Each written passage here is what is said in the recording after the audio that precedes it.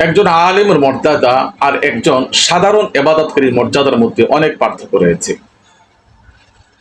একজন আলেমের মর্যাদা দুনিয়াতেও বেশি, আখিরাতেও বেশি।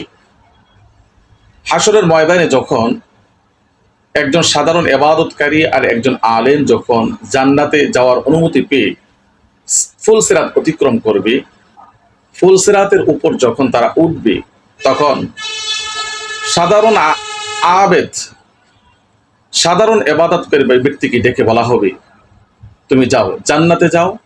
জান্নাতে গিয়ে তুমি যে আমল করেছো সেই আমলের বিনিময়ে জান্নাতের নাজদে আমল তুমি ভোগ করো। আর একজন আলেমকে ডেকে বলা হবে, ইফ ওয়াশফা লিমান আহবাবতা, তুমি দাঁড়াও, তুমি যাকে মহাব্বত করো তার ব্যাপারে সুপারিশ করো, তোমার সুপারিশ গ্রহণযোগ্য হবে।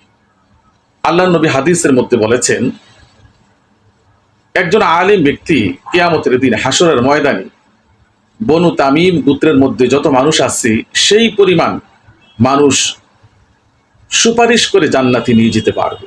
সুবহানাল্লাহ, সুবহানাল্লাহ।